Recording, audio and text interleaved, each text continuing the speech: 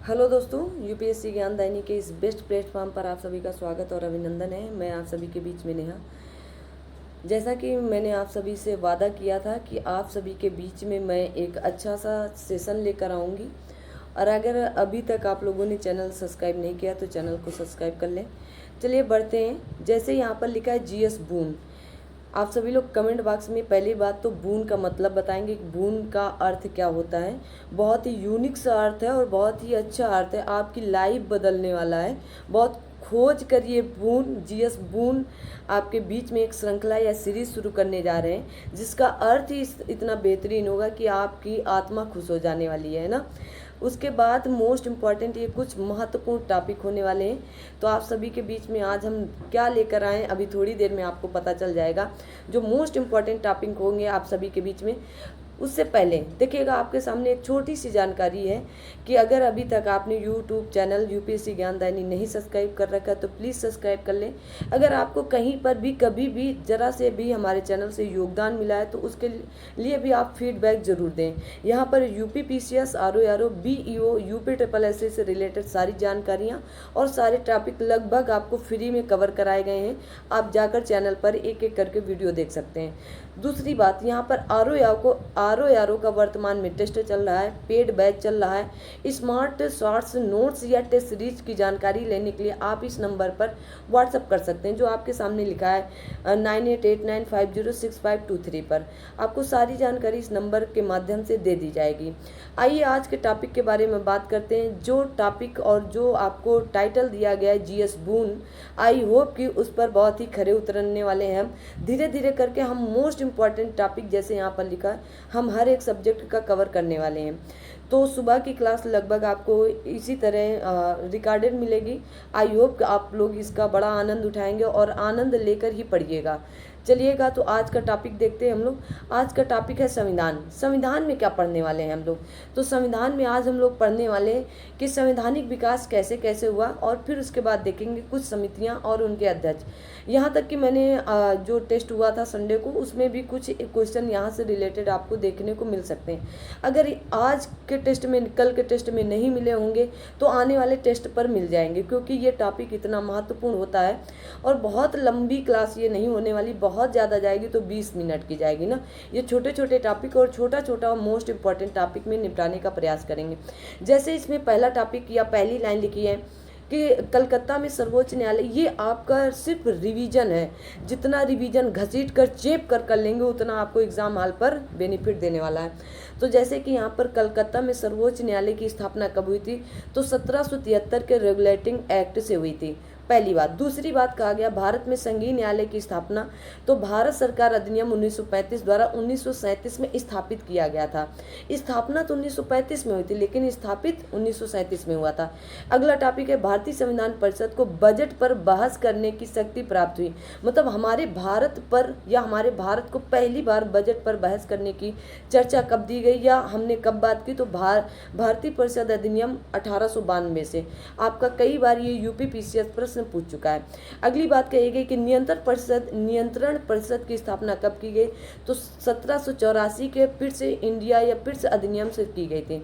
भारत में अंग्रेजी शिक्षा की नींव कब रखी गई? तो 1813 के चार्टर एक्ट के द्वारा रखी गई थी।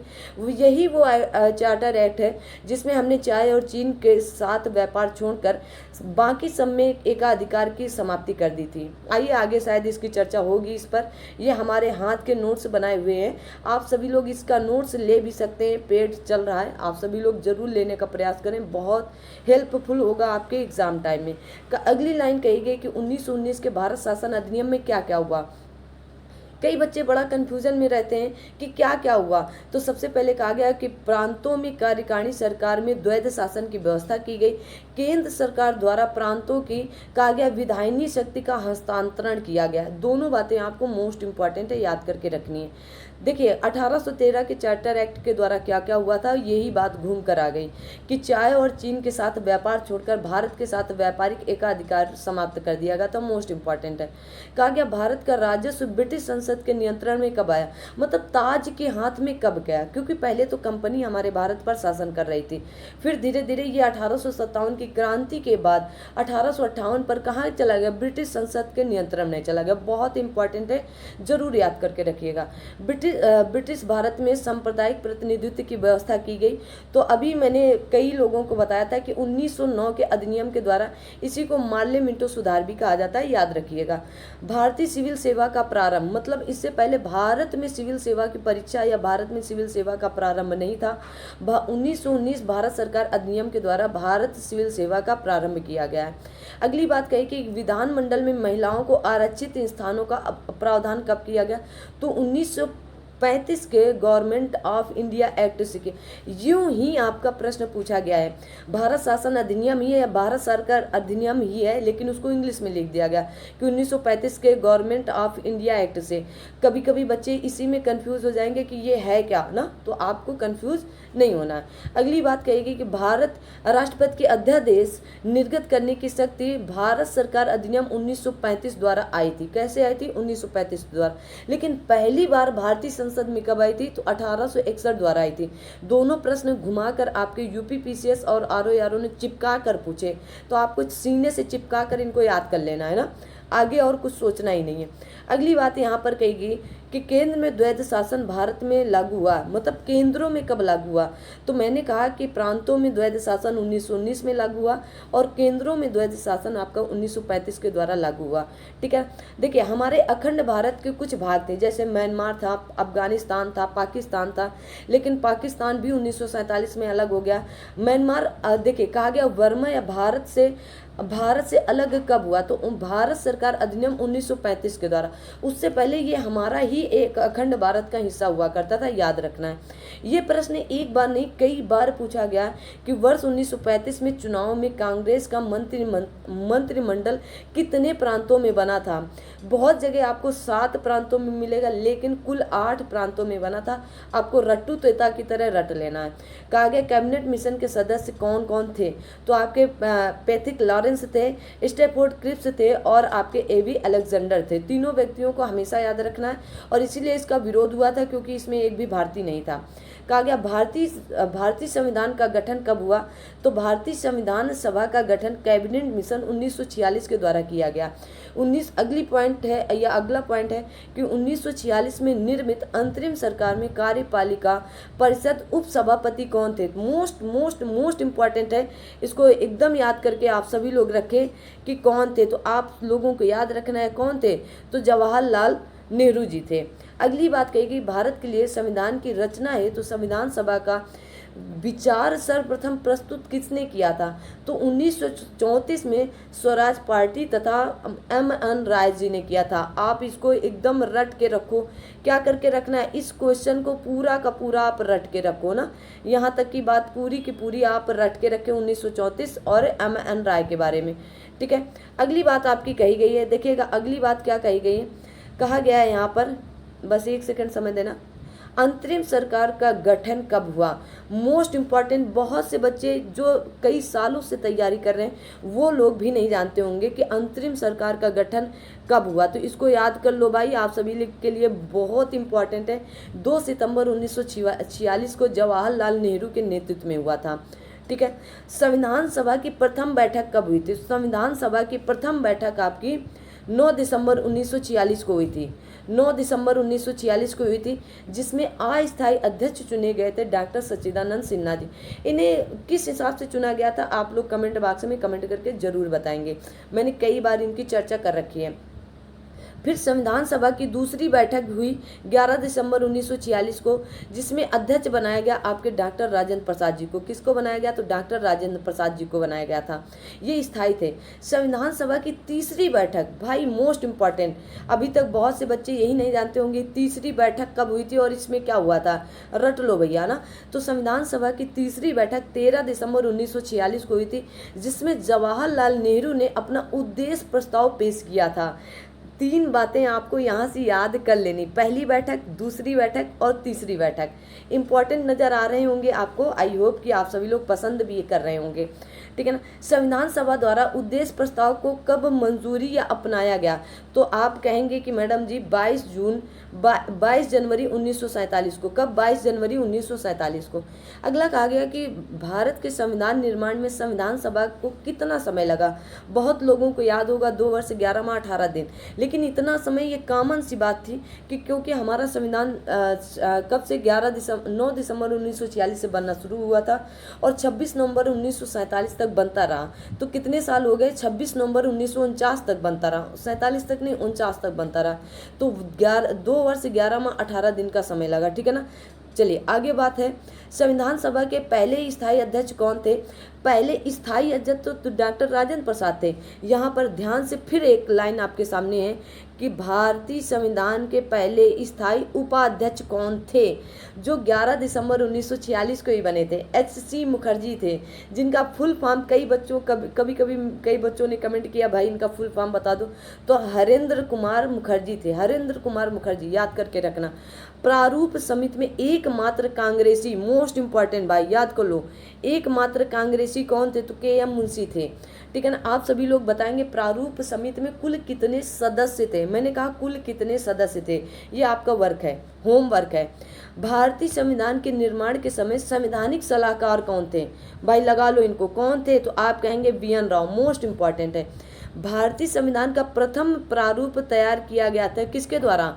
तो आप कहेंगे BN राव के द्वारा। दोनों बातें आपको याद रखनी, अलग अलग हैं, ठीक है ना। कहा गया, अगली पॉइंट है आपके बीच में, ये अगला पॉइंट है कि भारत का संविधान पूर्ण रूप से अंगीकृत अधिनियमित कब हुआ था?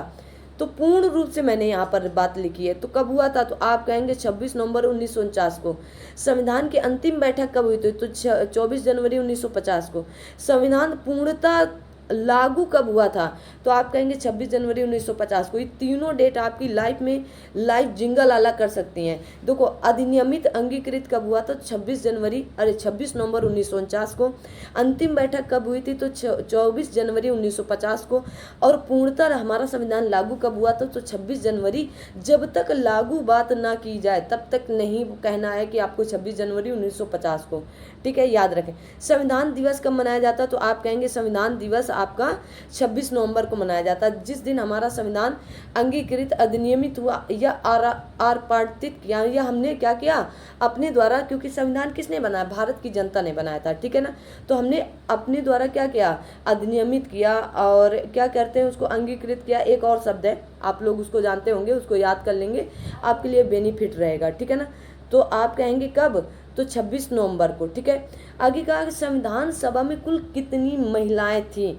बहुत से बच्चे डाउट में रहते हैं, भैया लिख लो 15 महिलाएं थी, लेकिन मैंने कोष्टक में कुछ और लिख रखा है कि उपस्थित 12 महिलाएं ही थी। टोटल 15 महिलाएं थी। अगर जितने बच्चों को 15 महिलाओं के नाम में याद हैं तो कमेंट बॉक्स में कमेंट करके बताएं, नहीं तो मैं आगे इसको बताऊंगी।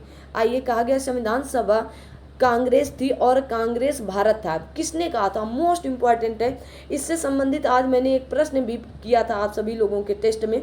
तो कहा गया है कि संविधान सभा कांग्रेस थी और कांग्रेस भारत था। किसने कहा? तो ग्रैंड मिले ऑस्टिन ने कहा था। किसने? मोस्ट इंपॉर्टेंट है भाई, कई बार पूछा गया।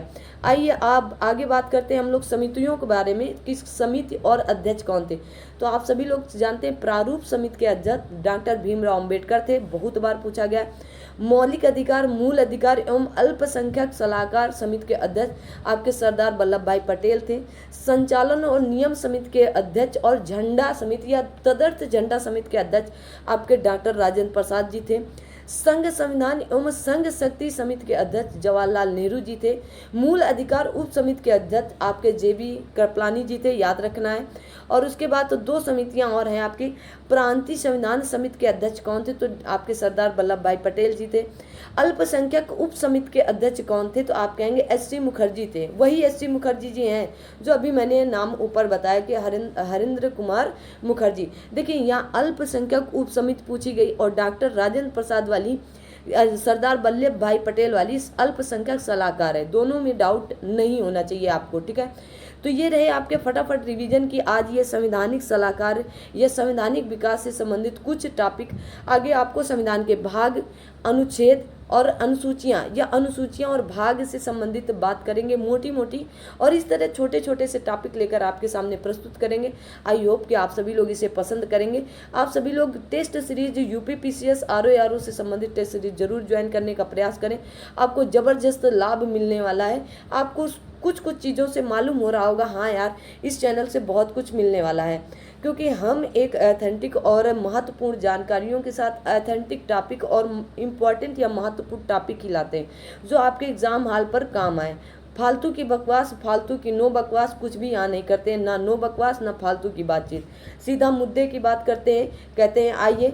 तो बाय बाय, टाटा, ख़त्म करते हैं इस क्लास को। तब तक के लिए थैंक यू सो मच, मिलते हैं अगली क्लास में। तब तक के लिए जय हिंद जय भारत, ठीक है। आप सभी लोग अपना ख्याल रखें, अपने साथ सभी अपनों का ख्याल रखें। थैंक यू सो मच, जय हिंद जय भारत।